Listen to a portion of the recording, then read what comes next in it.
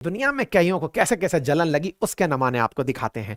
भारत के प्रधानमंत्री ने ढाई हुई मस्जिद के ऊपर मंदिर का उद्घाटन किया है, ऐसा लिखा है बीबीसी ने। जी हां, ये वही बीबीसी है जिसे आप और हम सोचते हैं कि ये जो खबर लिखेगा वो बहुत अच्छी खबर लिखेगा, और जो हमारी देशी मीडिया खबर लिखेगी वो तो बिकी हुई खबर लिखेगी। हमारी देशी मीडिया में भी दो गुट ऐसे हो गए हैं जिन्हें बहुत अच्छा, मैंने एक जगह लिखा पढ़ा कि हमारे देश में दो तरह के पत्रकार हो गए हैं। एक वो जिन्हें सब कुछ खराब नजर आता है, और एक वो जिन्हें सब कुछ अच्छा नजर आता है।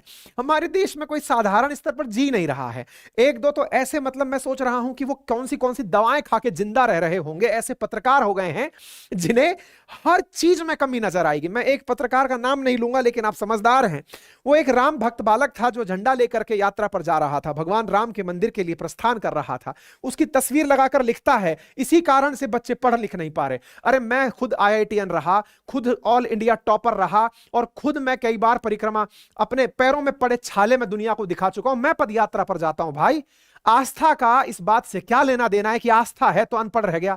ऐसे मतलब लोगों को देखकर ऐसा लगता है कि इनके दिमाग में जल्दी ही ईश्वर सद्बुद्धि दे, तब शायद राम राज्य और जल्दी आ जाएगा। ऐसे ऐसे पत्रकार जीवित हैं, आप संभवतः पहचान गए होंगे।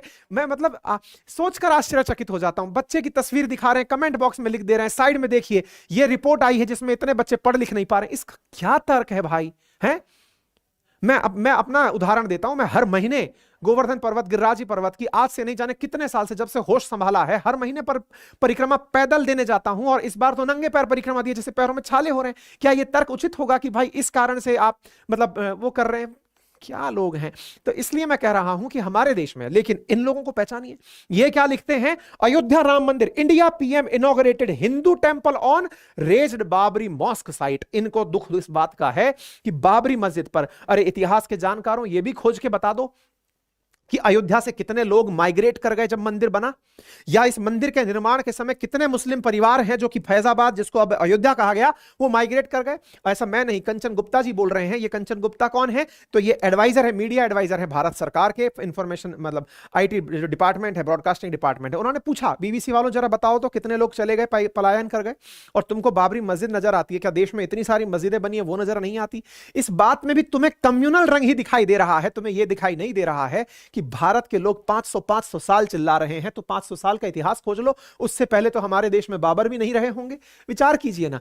तो Mughal get worse, sorry might get worse, ये अल जजीरा लिखता है। अल जजीरा क्या लिखता है? मोदी ने जैसे ही राम टेंपल बनाया है, इंडिया के मुसलमानों में डर बैठ गया है। ऐसा है। आप अपने आसपास के बैठे मुसलमानों से बात कीजिए, आपके सर्कल में बैठे मुस्लिम भाइयों से बात कीजिए। आजकल तो मुस्लिम इस बात की चर्चा करने लगे हैं कि हमारे पूर्वज संभवतया हमारे देश के ही लोग रहे होंगे।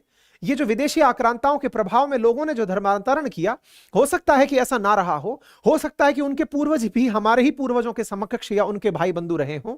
क्या उनके अंदर डर बैठ रहा है? बिल्कुल नहीं।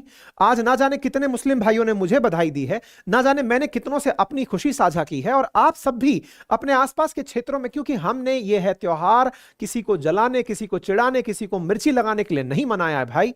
हम आज अचानक भगवान राम पैदा नहीं कर दिए हैं। आप पूछिए, अपने पिताजी के नाम में कहीं राम लगा होगा, उनके दादा के नाम में कहीं राम लगा होगा। हमारे उत्तर भारत के अंदर राम नाम शब्दों में घुसा हुआ था, किसी ना किसी के पीछे राम, हनुमान राम, फलाना राम, डिमकना राम, कैलाश राम, फलाना, सब तरह के नाम राम चलते थे भाई। इसकी वजह से डर बैठ जाएगा? नहीं भाई। आप आज अपने लिए इस तरह की इनसिक्योरिटी के भाव इसलिए क्योंकि डिवाइड एंड रूल से ही आपकी पॉलिटिक्स चल सकती है। इधर अमेरिका का एक अखबार लिखता है, Modi opens giant temple, it Trump towards Hindu first India.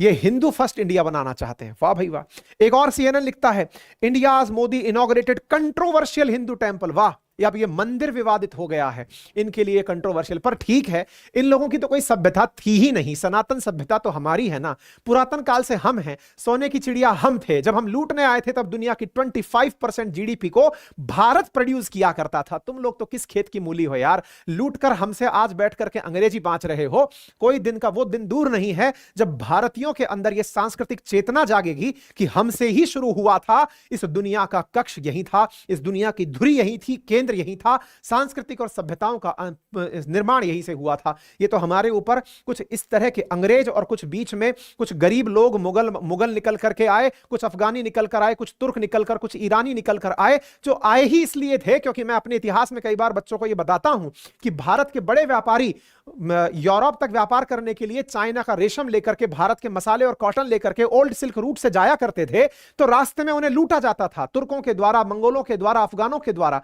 और जब उन्हें पता चला कि इतने बड़े व्यापारी लोग हैं, लूटने से जब इतना मिलता है तो इनके देश चलेंगे तो कितना लेंगे। अरे इतिहास गवाह है कि भारत पर ना जाने उस अपेक्षा में कितनी बार आक्रमण हुए, बार बार आक्रमण हुए और लूटते, और वो लोग चले जाते क्योंकि उनकी भूख भर जाती थी। लेकिन कुछ ऐसे लुटेरे आए जो यहीं आकर बस गए और उन्हें लगा कि अब यहां बसना ज्यादा आरामदायक है, क्योंकि इन लोगों को तो बरगलाना आसान है, क्योंकि इनका धर्म है सत्य, और उनका तो सत्य था ही नहीं। उनका तो कोई धर्म ही सत्य पर केंद्रित नहीं हो पा रहा था। उनको तो लगता था कि भाई ने भाई से झूठ बोल दिया तो ये उनका अपना मजहब कहलाएगा। अरे ऐसा नहीं था, कोई भी धर्म आपसी वैमनस्य नहीं सिखाता। लेकिन उन्होंने लोगों में जो अविश्वास का बीज बोया, भारत के अंदर सांस्कृतिक विरासत तहस नहस हिलने से लग गई कि यार ये क्या हो रहा है भाई, लोग भाइयों की भाइयों पर विश्वास नहीं कर रहे हैं। हमारे नियम उस समय भी फॉलो किए जाते थे कि जयचंद जैसे लोगों की हमारे जगह पर स्थान नहीं था, लेकिन उन्होंने बरगला के जयचंद बनाए। उन्होंने भाइयों के ऊपर से भाइयों का विश्वास उठाया, सत्ता के लिए आपसी फूट पड़वाई, और जो आपके सामने हुआ खैर कोई नहीं। भारत फिर जाग रहा है, सांस्कृतिक चेतना का काल है ये, सांस्कृतिक चेतना वापस जाग रही है, पुनर्जागरण का काल है, और आप और हम सामाजिक समरसता के साथ सबको साथ लेके चलते हुए भारत के नव निर्माण के इस युग में गवाह बनने जा रहे हैं। ऐसी स्थिति में इन सबको, हालांकि सरकार के जो मीडिया एडवाइजर हैं उन्होंने अपने स्तर पर काफी घसीटा। इस बीच में जर्मनी वाले निकल कर आए, कहते हैं कि Indian prime minister Narendra Modi has inaugurated a grand temple dedicated to Hindu lord Ram at former site of mosque. मस्जिद के स्थान पर यह बनाया गया। क्या तुम्हारी रिसर्च को इस बात का यकीन नहीं है कि भारत की 5 जजेस की बेंच ने, खुद ने यह कहा कि 5 जजेस की बेंच ने सुप्रीम कोर्ट के अंदर बैठकर यूनानिमसली एक सूत्रीय मांग में यह कहा कि जिस जगह पर यह मॉस्क बनी है पहले भगवान राम का मंदिर यही था। तुमने एक बार भी नहीं लिखा कि मंदिर वही बना था, मंदिर वही बना है जहां पहले मंदिर हुआ करता था। है इन लोगों की पत्रकारिता क्योंकि चलती ऐसे लोगों से है, क्योंकि अंग्रेजी पढ़ी भी उन्हीं लोगों के द्वारा गई है जो अपने आप को तर्कशील व्यक्ति समझते हैं। वो समझते हैं कि हम अंग्रेजी में लिखेंगे। अंग्रेजी पढ़ने वाले लोग जिनको भगवान मानना अपने आप से ओह इट्स नॉट इन, उनको इस तरह की जो फीलिंग देता है, उनके लिए ये लोग कंटेंट लिखते हैं।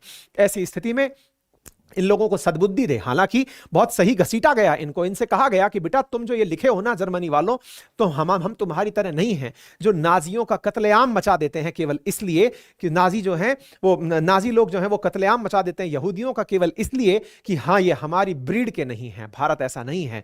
भारत में इतनी समरसता है, यहां पर जाने कितने प्रकार के मजहब, कितने प्रकार के संप्रदाय, कितने प्रकार की अभिव्यक्तियां, कितने प्रकार की मान्यताएं, कितने प्रकार के देवता, हर क्षेत्र में अपना देवता, प्रकृति देवता, मंदिर देवता। हम इतनी आस्थावान कंट्री हैं, तुम लोगों के मात्र इतने लिखने से अगर हम टूटते तो तुम्हारा, हमारा और तुम्हारा कोई बराबरी का मुकाबला ही नहीं होता। आज तुमको पीछे पछाड़ने वाले हम देश बनने जा रहे हैं। जल्दी ही हम दुनिया की तीसरी बड़ी इकोनॉमी बन जाएंगे। तुम नहीं समझ पाओगे, ये दुनिया की सोने की चिड़िया वापस आ रही है। साथियों, प्रधानमंत्री ने जब इस प्रकार से किया तो पाकिस्तान वालों को भी मिर्ची लगी होगी, लगी पाकिस्तान वालों को। Modi opens flash point temple symbolising his changing India.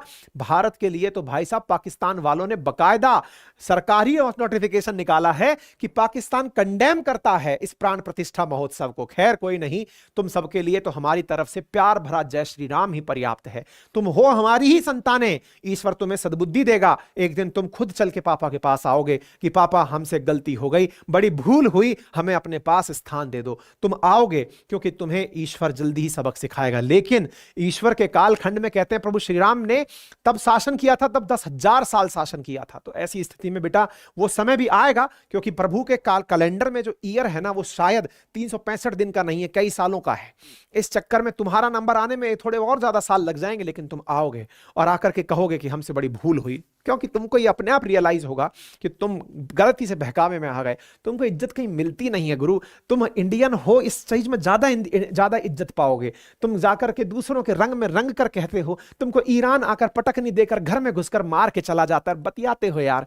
खैर कोई नहीं, तुमको लेकर हमारी सांत्वना हमेशा है। पता नहीं अंदर एक सॉफ्ट कॉर्नर है, बेटा है हमारा, और बेटा बाप से हमेशा बगावत करता है। वो सोचता है बाप बूढ़ा हो जाएगा तब हम इसका सहारा बनेंगे, और यहाँ बाप पता नहीं कौन सी दवा खा लिया है कि एकदम यौवन हुए जा रहा है और कह रहा है बेटा चले आओ, अब तुम जैसे बेटे जितने भी गए हैं उन सबको बुलाने का वक्त आ गया है।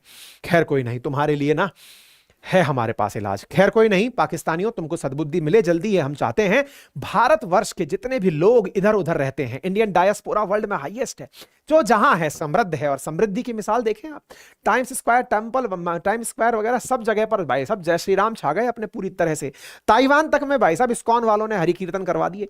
आप इधर देखिए कि न्यूजीलैंड के मंत्री जय श्री राम बोल रहे हैं, कह रहे हैं कि हम आएंगे मंदिर में दर्शन करने के लिए। कोई नहीं जी, एफिल टावर पर राम भक्त पहुंच गए, राम मंदिर का झंडा लेकर के गए, हम राम भक्त हैं। मॉरिशस में तो भाई साहब गजब का रुतबा, एकदम ऐसा लग रहा है कि बॉलीवुड की मूवी निकल रही हो। देख रहे हैं राम भक्तों का क्या कारवां निकल रहा है, एकदम झमाझम जय श्री राम करते हुए। राम भक्ति है, सब जगह चढ़कर बोल रही है, चाहे जापान हो चाहे फिर इंडोनेशिया हो, हर जगह राम भक्तों के शुमार है।